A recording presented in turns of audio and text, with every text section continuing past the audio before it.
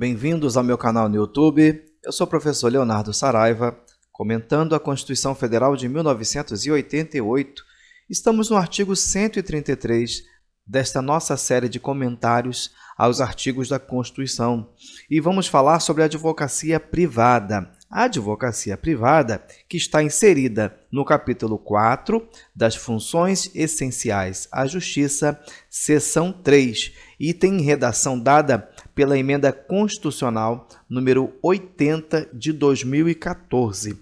E falando sobre funções essenciais à Justiça, é necessário recapitular que nós temos o Poder Judiciário e, em sua órbita, orbitando em volta do Poder Judiciário, contribuindo para a satisfação da efetiva tutela jurisdicional, nós temos o Ministério Público ao lado do Poder Judiciário e também a advocacia. A advocacia, por sua vez, nós já vimos isto, ela se divide em advocacia pública, advocacia privada e advocacia social. Professor, não lembro da advocacia social. Lembra sim, é a Defensoria Pública. Pois bem, e as funções essenciais à Justiça estão localizadas na nossa Constituição, nos artigos 127 a 130, nós temos o Ministério Público, nós vamos ter a advocacia pública dos artigos 131 a 132, nós vamos ter a advocacia privada nos artigos 133, que é esta nossa videoaula, e nós vamos ter a advocacia social, que é a Defensoria Pública, nos artigos 134.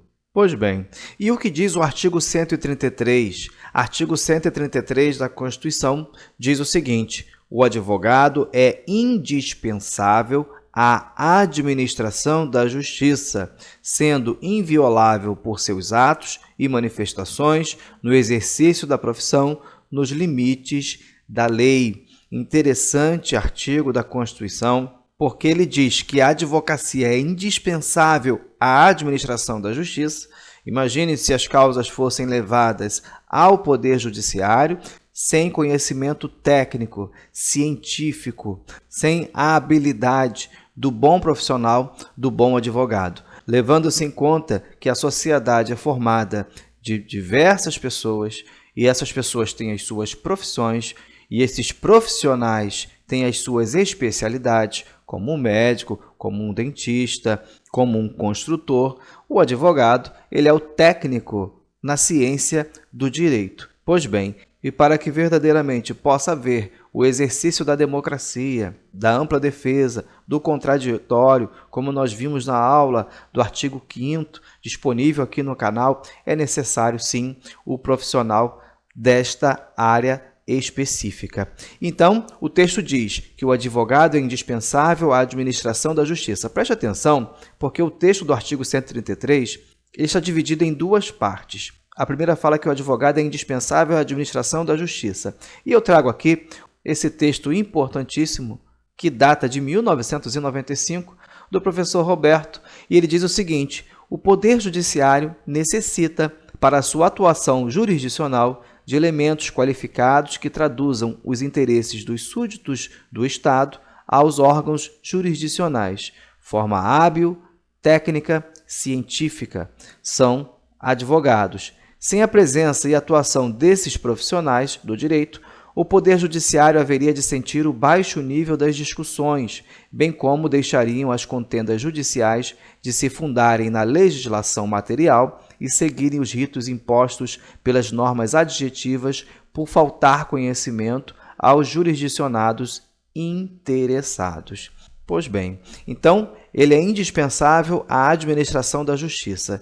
E para que ele possa exercer o seu mistério com liberdade, nós temos a garantia da inviolabilidade por seus atos e manifestações no exercício da profissão, obedecendo os limites da lei. Algo que vai ilustrar muito bem essa inviolabilidade é um julgado. A inviolabilidade profissional do advogado não é absoluta, de modo que o próprio Estatuto da OAB, Lei 8906 de 94, permite que a autoridade judiciária competente em decisão motivada decrete a quebra da prerrogativa do artigo 7º, parágrafo 6º da referida lei.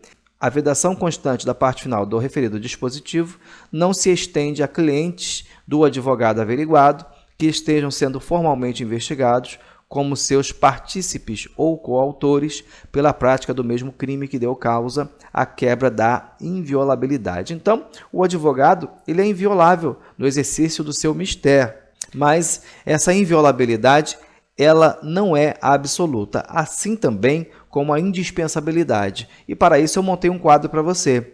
Veja o seguinte: a advocacia privada está no artigo 133 da Constituição Federal. É uma das funções essenciais à justiça.